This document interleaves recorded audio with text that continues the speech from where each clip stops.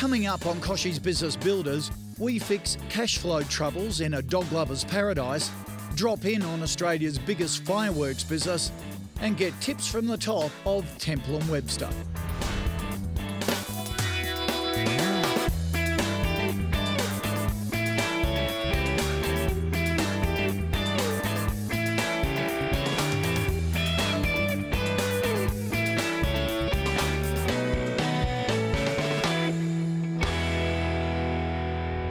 Managing cash flow is the most common challenge for small business. It sounds simple, but balancing what comes in with what goes out can push a business to the brink. Today we get some tips to make sure that's not the case for you. Also coming up, we drop in on Australia's most awarded fireworks maker, Kochie Fireworks, and get another sharp tech tip from Val Quinn. But first up, news you can use.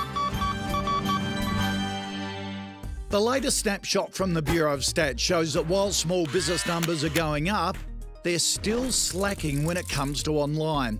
Only 36% of businesses with 0 to 4 people working in them have an online presence. That compares to 60% of companies with the 5 to 19 people and 80% of businesses with over 20 employees. In our increasingly digital world, that's a stunning oversight from Australia's small business builders. With almost every enterprise in the country having internet access, there's really no excuse not to have a profile online. If you're behind the times, then dig into digital. It's easier than you think. Kiersten Kelly and her business partner Kerry Ellis are the owners of For Dog's Sake, a Sydney-based daycare for dogs. The girls provide a great service but battle with pricing and getting paid on time. To help them right the ship, we sent in KBB cash flow expert Anthony Igra. So Kiersten, how did you come to become the owner of For Dog's Sake? Basically worked with the original people, saw that they were losing interest or it was getting too much for them. They weren't here a lot, so I was running it and building it up for them and decided, go for it. So you were an employee and you decided to buy the business? Mm-hmm. So how many staff do you have here now, Kiersten? It's quite seasonal, so anywhere from sort of 10 to 14 usually. And what are the services that you offer dog owners? We offer everything from puppy preschool. We used to do that ourselves here and train all the classes. We now outsource it purely because we got so busy and our systems don't keep up with how busy we are. So that's something we want to get back into. But we run all sorts of training, home visits, home sitting, home staying, home boarding, like in our own home or whatever, daycare, grooming, everything pretty much. And how have people found out about you? It was all done word of mouth. We don't do any advertising at all. Facebook, that's the only thing we do. We've only just started doing that about 6-7 months ago, and that's been really good. What are the problems that you currently face in running this business? Biggest thing is probably running costs, maintenance, and letting people know that we actually do boarding now, and getting them to pay up front first. Okay, so not enough money to meet running costs. You're providing all this service, but you're struggling to get paid for it. Yeah. So would I be right in saying that you feel that you're not charging enough for what you do? Mm-hmm. You're perhaps a little bit shy about asking for payment for what you do? Yes. Yes. The paperwork... We love our clients. They are like part of your family. You'd do anything for the dogs and you feel bad. Like if they constantly say they've forgotten their wallet or something and you're like... I'm with you there. I'm with you there. Okay, Kiersten, I think you've got two big problems. Mm-hmm. From whence all your other problems are simply symptoms of it. Yep. First is that you are not treating your customers like customers. You think they're your friends. Mm. They're not your friends. Okay. They send you their dogs to be looked after. Yes. They are customers. Customers pay, okay? That's the relationship, number one. Number two, I don't think you believe or realise that you deliver value. But we know we're the best, like hands down, we do know that. You do, but you are providing value and you are solving problems. Let me tell you, people are obsessed with their dogs, as you know. If you provide value, you need to get paid. After the break, Anthony sets out how to increase prices and get paid on time.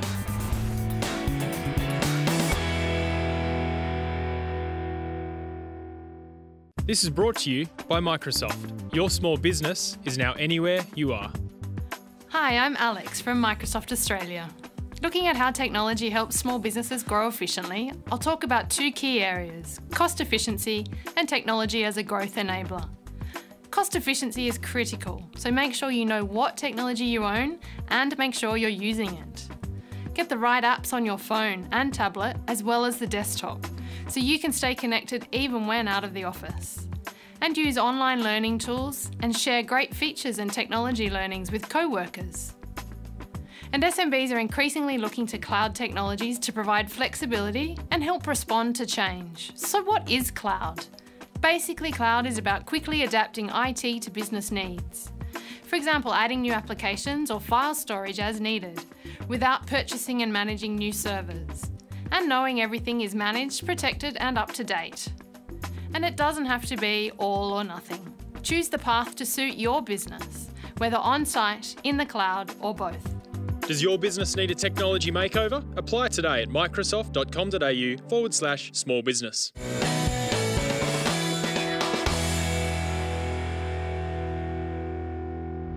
Kiersten Kelly runs a really great dog kennel, but loves her job and customers so much that she lets cash flow fall by the wayside.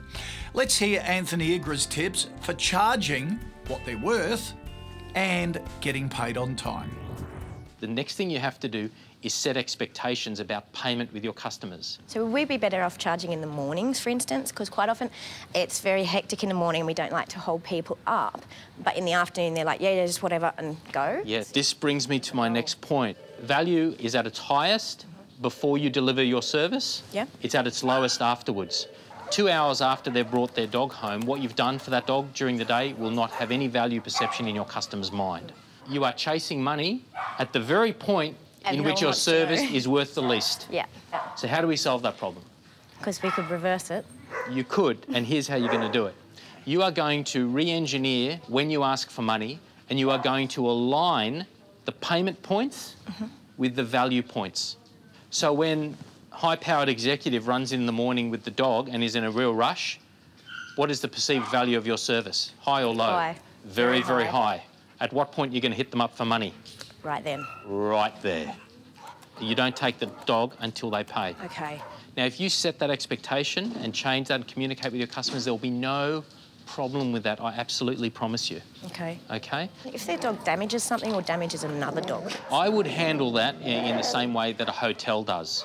That you've got their credit card details. If you damage a hotel room, they will swipe your card before you've even stepped on the bus to the airport.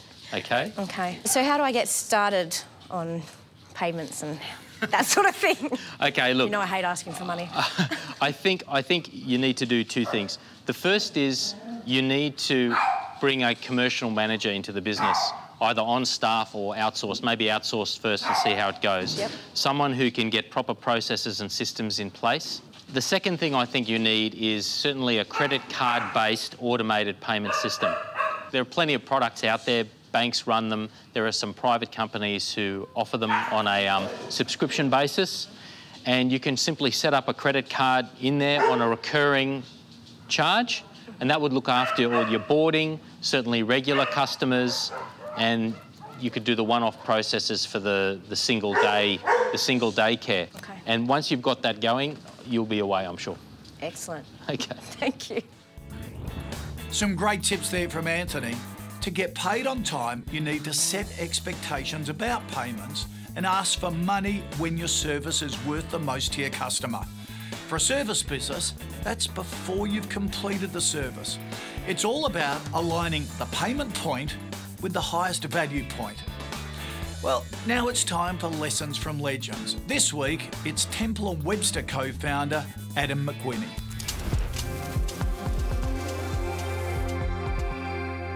Hi, I'm Adam McWhinney, co-founder of Temple & Webster, Australia's #1 online furniture and homewares retailer. Today, I've got 3 tips to help you grow a better business. 1. Be clear. Be clear about who you are, what you stand for, and make sure everybody knows why your business is better than everybody else's. 2. Love your customer. Really get to know them. Find out what they like and don't like about dealing with you, and show them the love by being absolutely committed to doing a better job for them every single day. And 3, build a great team around you. no one can do it alone. Everyone needs a little help. And if you give great direction and good context, the people around you will be able to make good decisions even when you're not around. And remember, nobody's business is perfect. Everyone makes mistakes. But it's what you learn and how you apply it that'll make you successful in the long run. So good luck and have fun. Up next, Australia's most awarded fireworks business.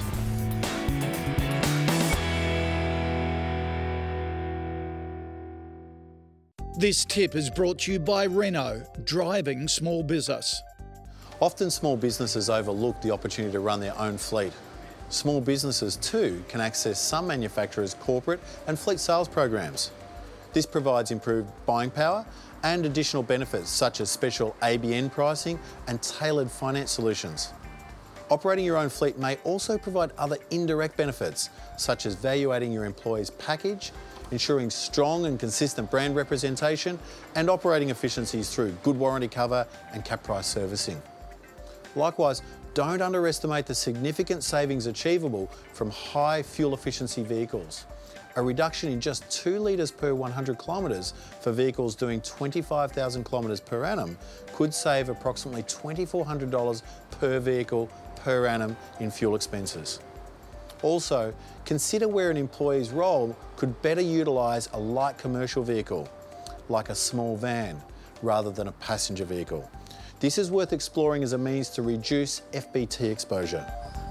To find out more, visit your local Renault dealer or go to renault.com.au/business.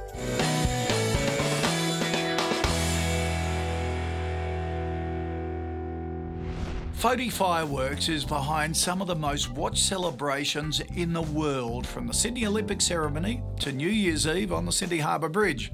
They've won a raft of awards for their work and also have a terrific family business story going back 7 generations.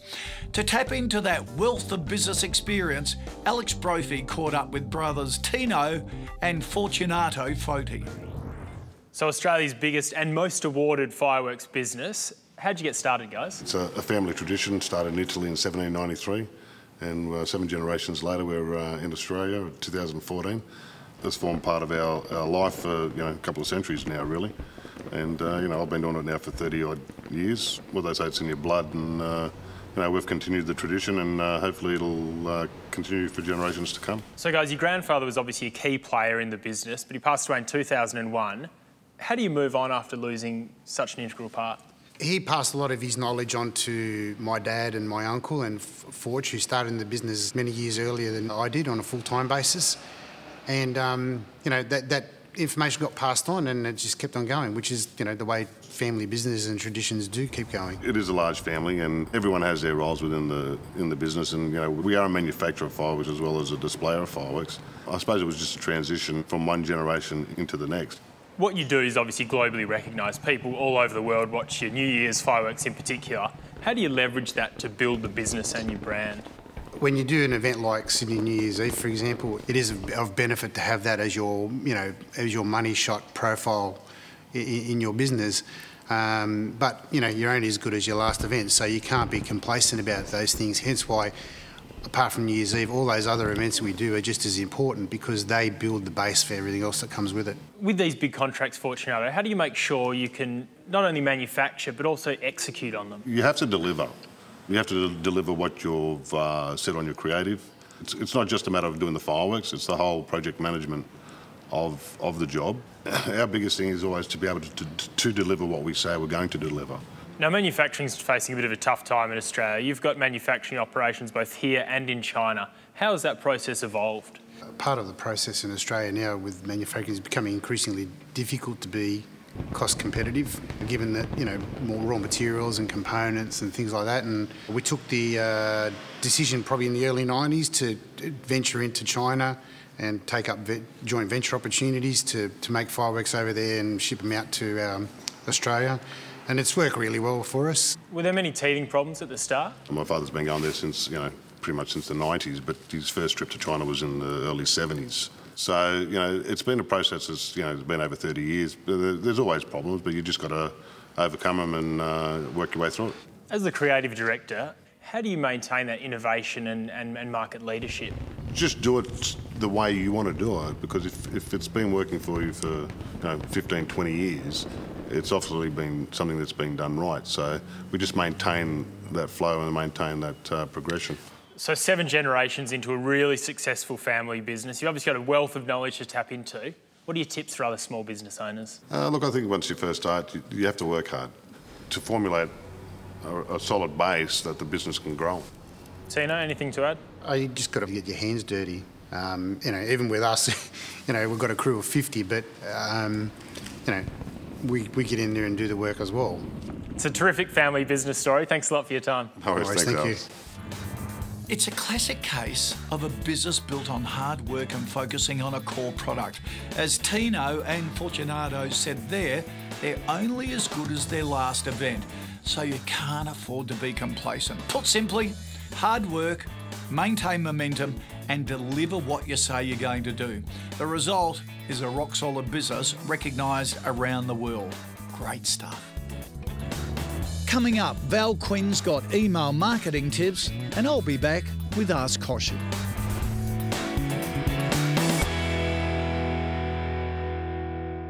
This is brought to you by Microsoft. Your small business is now anywhere you are. Hi, I'm Jenny from Northwest Air Conditioning in East Keilor. Northwest Air Conditioning is a heating and cooling company established in 1985. I've been here for 20 years. I now do more of the financial side of it.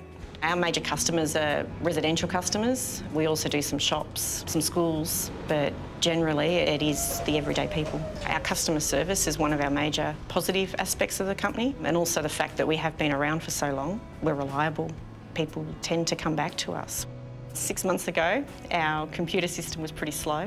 Each system was actually a different type of system. It had different versions of everything on it. Some of them weren't supported anymore due to the fact we were using old software. Backup was pretty hard. The old drive didn't work anymore. It was quite hard to do a day-to-day task with the computers. So I was a major push in trying to upgrade that and trying to get some quotes and ideas of what we require. So Northwest Air Conditioning probably face the same issues that a number of small businesses, particularly those from 1 seat to 50-seat organisations face, where they've got no internal ICT support and therefore struggle with the administration, the costs, and typically have older equipment. Using Office 365 has been good to upgrade. We're all on the same platform now. The guys can actually now use it through their mobile devices when they're off-site as well. We don't use a server anymore, so everything's out in the cloud. We decided through JB's recommendation to use Azure just for the accounting package. That's worked well. It backs up several times throughout the day and it backs up at night, backs up in multiple places. I think the Microsoft products, particularly that wraparound of Office 365, Intune, Azure, they're very suited for that small, medium business. The ability to save them time and let them focus on their own core business rather than ICT issues. Updating has actually made us more efficient in the office. We're able to do things more effectively and quickly. I'm more than happy that we chose JB Hi-Fi and Microsoft for the upgrade. Does your business need a technology makeover? Apply today at microsoft.com.au/small business. Microsoft is giving one small business the opportunity to undergo a full business makeover, from upgrading all your business technology to coaching from some of Australia's most influential small business experts. They will help you set your business up for success now and into the future. Don't miss out on this opportunity. Apply now. It's Tech Tip time with Val Quinn. Email marketing remains one of the most effective means of obtaining new customers and keeping them loyal to your brand. MailChimp and Campaign Monitor are great, simple email marketing software tools that give you a number of easy options for designing, sending, and saving your templates of your emails. Now with them, you can build a list of people that you want to market your products to, you can create custom templates for your products, and you don't have to rewrite your emails again and again. That's the best part. Email marketing still achieves huge results. Pairing an effective email newsletter with a social media campaign can snag many more customers for your business than relying on social media alone. Today's Ask Kochie question is from Chris via Facebook. Chris says, I've got a small budget, but a big idea. How do I get my community activity attention in mainstream media? Well, social media and blogging is a very common route to mainstream media. If you can get a swell on social, your story's much more likely to attract wider coverage. And that starts with identifying interesting, relatable story ideas around your business. Write them down, publish on social media and your blog, and send to local papers and relevant websites altogether. If customers have stories to tell, ask them to post on your social page and get permission to use these in your promotional material. Outside of the media, remember to get involved in the local community. Cross-promote with other local businesses, partner up with a charity, or sponsor the local sports team. Then, every time your business does something new or hits a milestone, get the word out there to keep the momentum going. We're always discussing things like this on our website and our live webcast. Don't miss out by joining the family at kbbtv.com.au. We'll see you next week. Next week on KBB, we get smart about staff retention, sit down with designer Samantha Wills, and hear from motorbike maestro Brad Smith. Until then, catch up at kbbtv.com.au.